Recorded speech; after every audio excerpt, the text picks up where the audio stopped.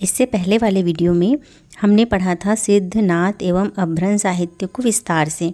तो आज मैं उसी का MCQ क्वेश्चन लेके आई हूँ। आप लोगों का रिवीजन हो जाएगा, तो ज़रूर इस वीडियो को देखें और अपना आंसर लगाएं और कितना आंसर सही होता है मुझे कमेंट में ज़रूर बताएं।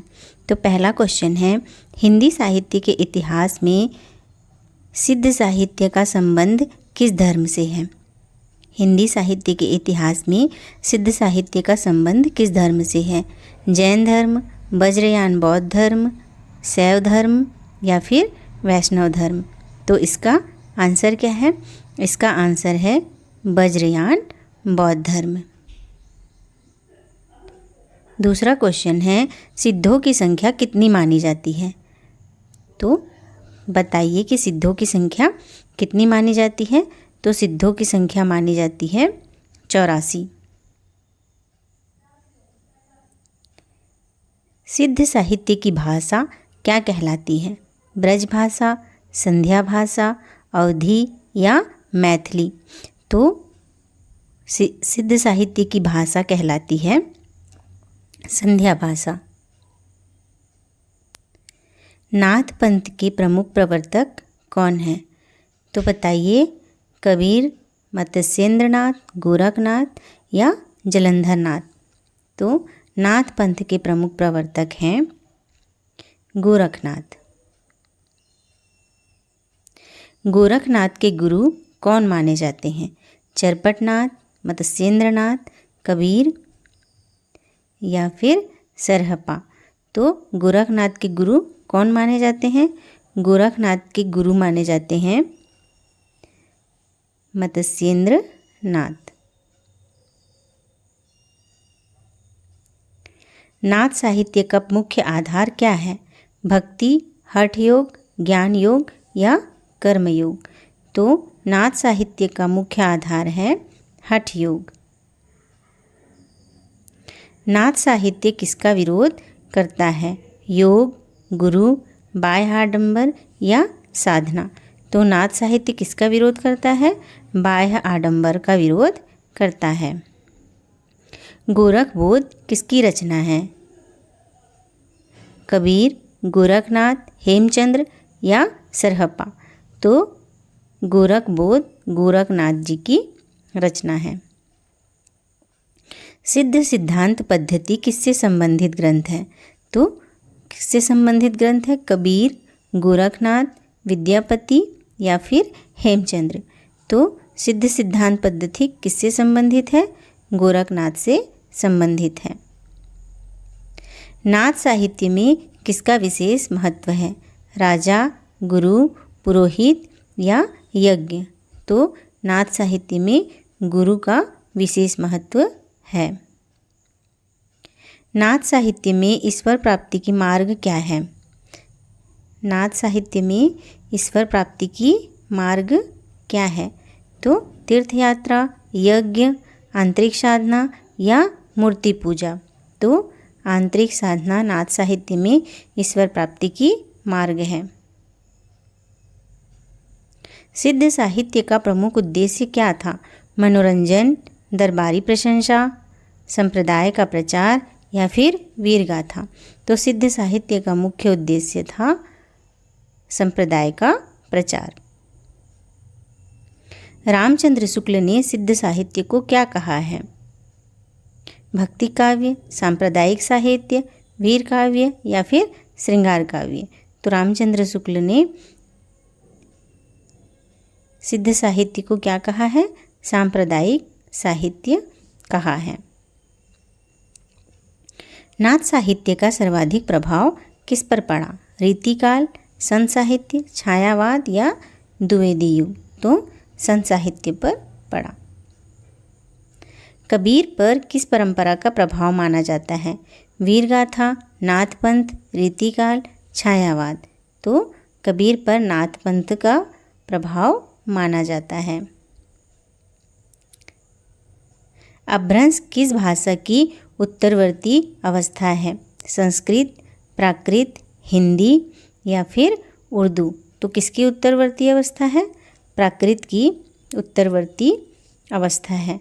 उत्तरवर्ती मतलब बाद में आने वाला, तो प्राकृत के बाद ही अपभ्रंश आता है। हिंदी की पूर्ववर्ती भाषा कौन सी मानी जाती है? संस्कृत, प्राकृत, अपभ्रंश या फिर पाली?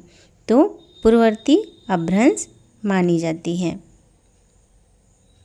सिद्ध हेम शब्दानुशासन के रचयिता कौन है? सिद्ध हेम शब्दानुशासन के रचयिता कौन है?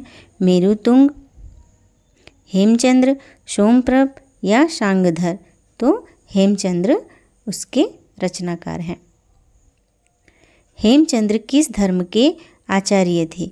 बौद्ध, जैन, शैव या फिर वैष्णव? तो हेमचंद्र किसके थे? जैन धर्म के आचार्य थे।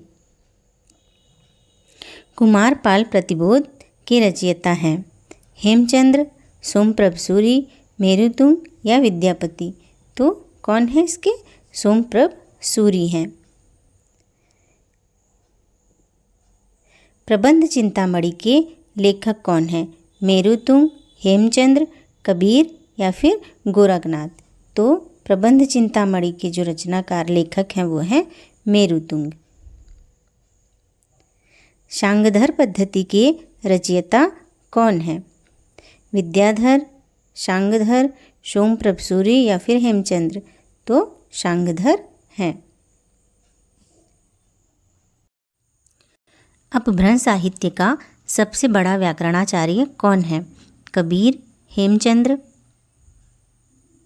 गोरखनाथ या फिर विद्यापति? तो कौन है? हेमचंद्र अपभ्रंश साहित्य के सबसे बड़े व्याकरणाचार्य हैं। अपभ्रंश साहित्य का विकास मुख्यतः किस समुदाय में हुआ? जैन, सूफी, संत या फिर वैष्णव? तो अपभ्रंश साहित्य का मुख्यतः विकास कौन से समुदाय में हुआ? तो वो जैन समुदाय में हुआ। नाथ साहित्य का प्रमुख विषय क्या है? प्रेम, हठयोग, वीरता या प्रकृति? तो हठयोग है।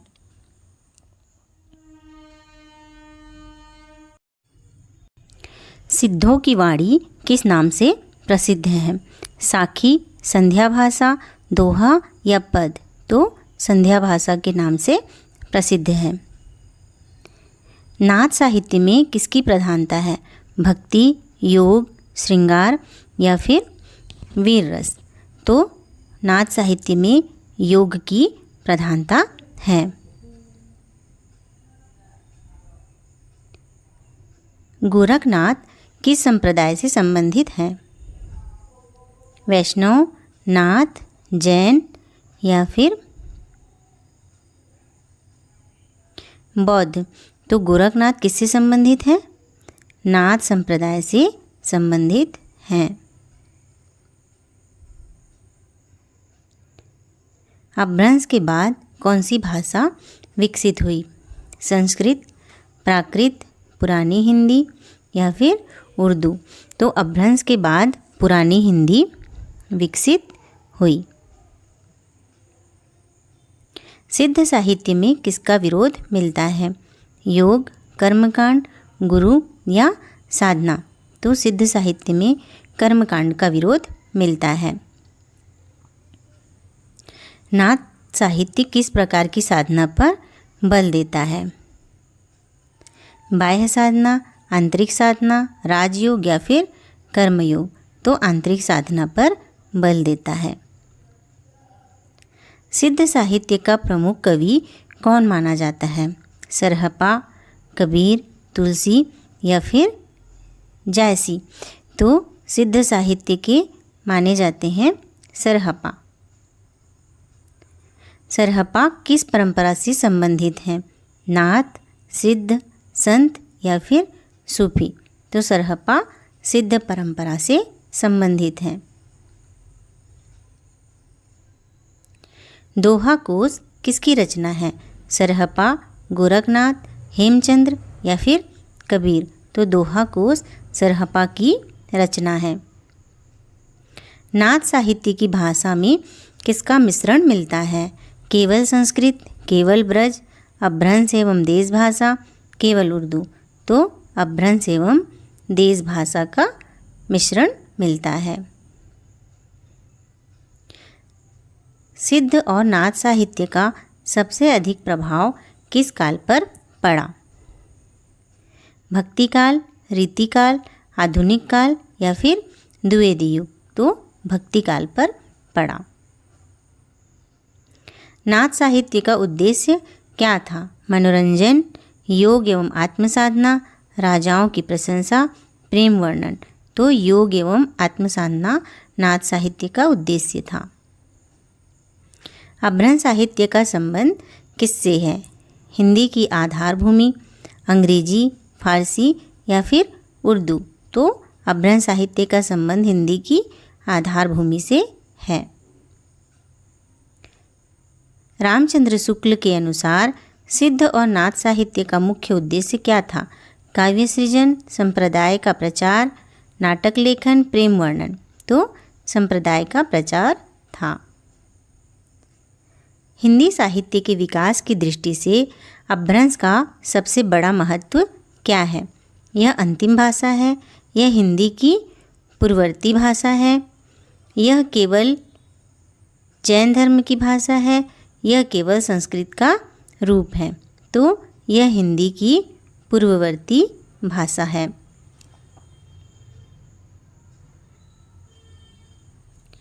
तो इस तरह से हमने नाथ साहित्य, सिद्ध साहित्य और अपभ्रंश का 40 प्रश्न किया है, जिसे आप ज़रूर ध्यान से कर लीजिएगा और कितने आंसर आपने सही किए वो कमेंट करके ज़रूर बताइएगा। वीडियो को शेयर कीजिए, लाइक कीजिए और चैनल को सब्सक्राइब कीजिए।